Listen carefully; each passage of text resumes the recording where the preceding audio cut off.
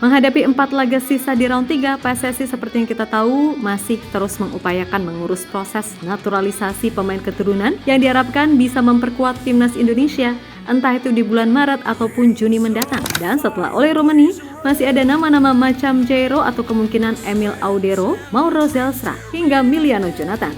Yap, bisa dibilang dari nama-nama tadi, Jairo adalah yang peluangnya paling besar bisa dinaturalisasi dalam waktu dekat, mengingat berkasnya udah masuk dan tinggal dilengkapi.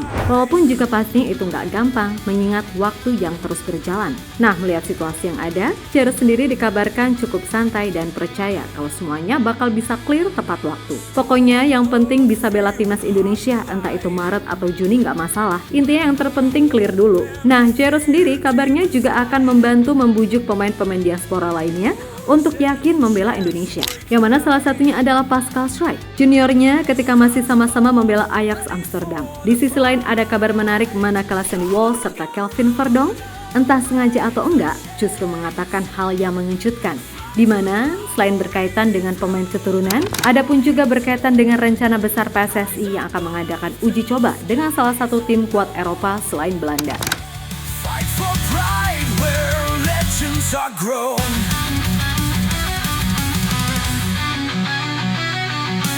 Fields of green are sacred ground.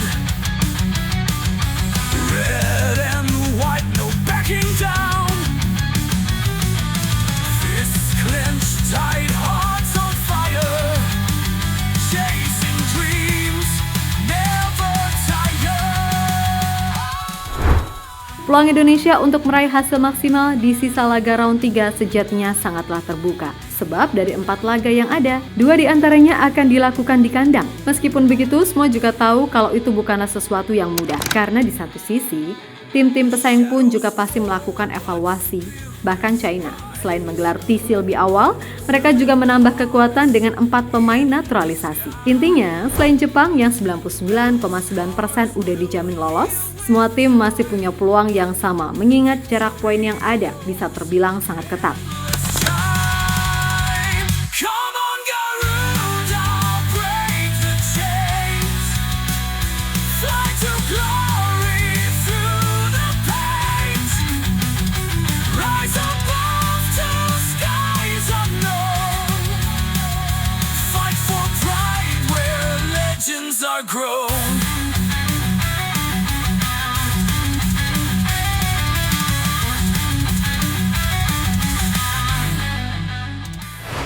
Ya, berbicara soal kekuatan, sebenarnya Indonesia punya keuntungan terutama untuk laga di bulan Maret mendatang. Australia yang akan jadi lawan pertama masih cukup mumet karena ditinggal 2 bek andalannya, yakni Haris Sautar dan Alessandro Circati lantaran cedera panjang. Dan Tony Popovic selaku pelatih mengaku masih terus berusaha mencari pengganti yang kualitasnya nggak begitu jauh dari mereka berdua. Masalahnya, stok bek bagus yang tersedia juga terbatas.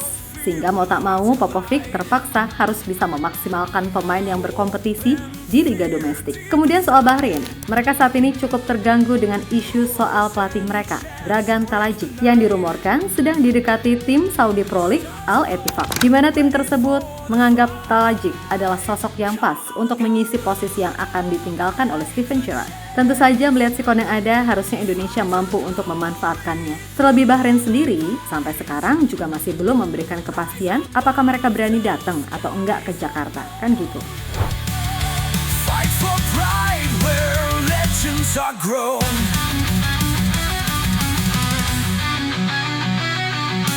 Fields of green are sacred ground.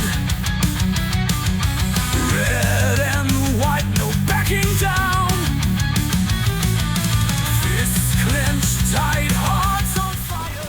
Sementara itu untuk Indonesia sendiri, fokus utama selain soal jajaran kepelatihan yang masih harus dilengkapi, penambahan pemain juga menjadi salah satu hal yang sangat penting. Masuknya Ole Rummenigge di lini serang udah pasti akan memberikan nilai tambah. Tinggal gimana caranya, sekarang PSSI harus bisa ngebut proses dari Jairo. Di samping mengurus berkas dari nama-nama lain yang dirumorkan. Pokoknya Jairo dulu deh, kalau dia bisa clear tepat waktu, paling enggak dari sektor tengah dan depan, kita udah punya komposisi yang kuat untuk memperbesar peluang menang melawan Australia dan Bahrain. Nah, terkait Jairo, diketahui ia sendiri cukup santai menunggu proses yang ada.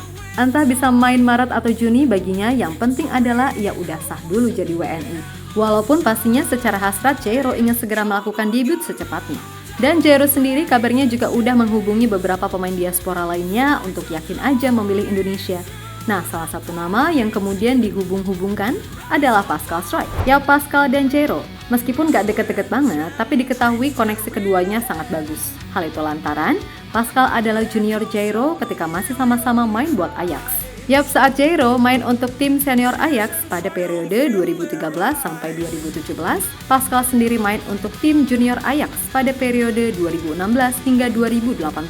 Meskipun gak pernah terlibat langsung saat pertandingan resmi, tapi Pascal beberapa kali juga pernah ikut latihan tim senior, sehingga sedikit banyak ia tahu soal sosok Jairo yang ketika itu juga masih sama-sama muda. Intinya, kalau Jairo sukses dinaturalisasi, ada kemungkinan Pascal Struijk juga akan ikut ke timnas Indonesia. Karena selain sulitnya persaingan di timnas Belanda, kondisi timnas Indonesia kini juga benar-benar punya potensi untuk menembus level yang lebih tinggi dengan pemain-pemain berpengalaman seperti Jesus, Kevin Dix, Martin Pas, Michel Kers, Elian Reinders, Ragnar Oratmangun, Sandy Walsh, Kelvin Verdonk, Tom Haye, bahkan Jordi Amat sekalipun. Belum lagi jajaran pelatih yang secara nama adalah legenda besar di sepak bola internasional, khususnya adalah Patrick Kluivert dan Gerald van den Berg.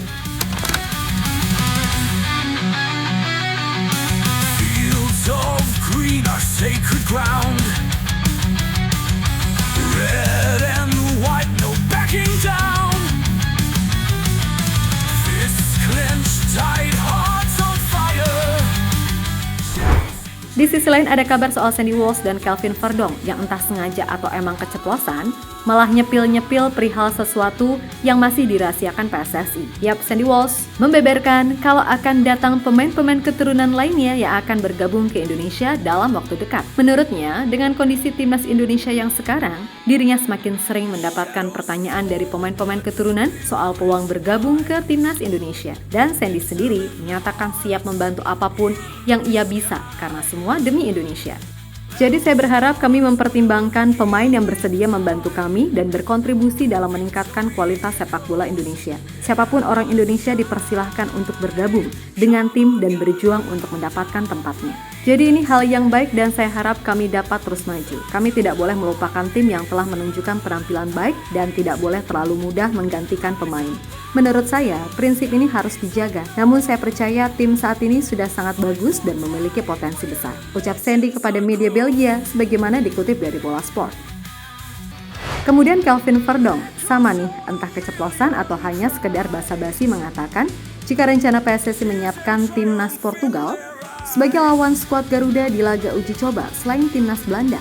Ya, pesepak bola 27 tahun itu pun tentu sangat antusias jika timnas Indonesia mendapatkan kesempatan menghadapi tim kelas dunia seperti Portugal yang diperkuat Cristiano Ronaldo, Bruno Fernandes, Rafael Leo, hingga Ruben Dias. Selain itu, Kelvin juga bermimpi bila nantinya skuad Indonesia ini bisa full tim, maka ia berharap mendapatkan kesempatan untuk uji tanding melawan Belanda. Saya tidak tahu apakah saya mendapatkan izin untuk mengatakannya atau tidak. Namun, yang saya dengar, Indonesia mencoba mendatangkan Portugal. Indonesia bertekad menggelar laga persahabatan menghadapi negara-negara top dunia. Indonesia memiliki orang-orang yang dapat mengatur agar negara-negara top mau datang. Mungkin suatu hari nanti digelar laga antara Indonesia versus Belanda, kata Verdonk dikutip dari media Belanda, RN7.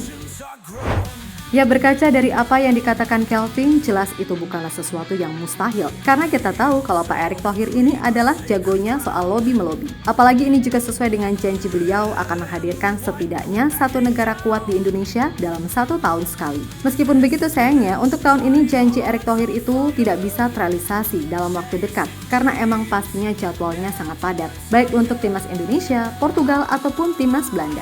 Nah, khusus untuk laga versus Portugal, mungkin itu bisa dipertimbangkan dan dicari jadwal yang benar-benar tersedia. Karena semisal laga itu dilakukan di 2026, ya kemungkinan besar kita akan melihat timnas Indonesia main melawan Portugal yang tak diperkuat Bang Dodo, mengingat usianya udah 41 tahun. Tapi nggak tahu juga deng, karena si R7 sendiri kayaknya masih kelihatan fit banget dan belum memberitahu kapan ia akan pensiun. Ya mungkin kalau target 1000 golnya udah tercapai, barulah dia akan pensiun kali ya. Victory echoes, endless time. Come on, Garuda, break the chains.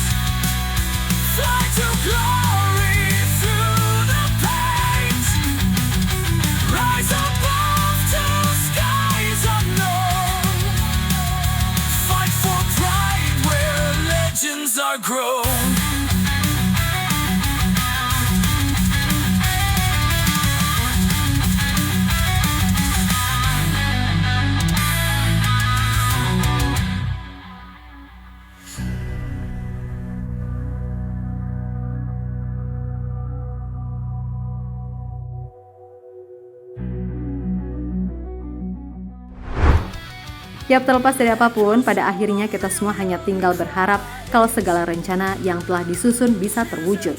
Karena suka tak suka, makin kesini emang standarnya makin tinggi. Jadi ya siapapun yang gak bisa ikut standar itu, ya udah wassalam kan gitu. So sebagai fans, pastilah kita ingin semua yang terbaik. Dan kita semua, mau itu fans STY atau bukan, fans FOMO atau emang militan, pasti semua pengen timnas menang.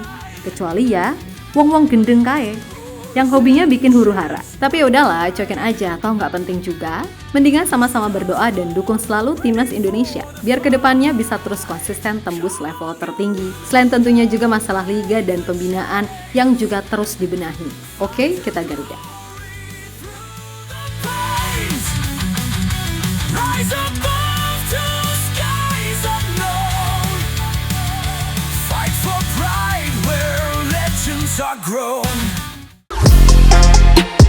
Halo, izin iklan sebentar ya guys. Jadikan ruangmu bernuansa timnas. Temukan beragam poster dinding, sepak bola dan timnas dengan desain menawan, kualitas premium dan harga yang tidak akan menguras kantong. Segera klik link Shopee di deskripsi video ini dan dukung timnas dengan sepenuh hati. Mulai dari dinding rumahmu.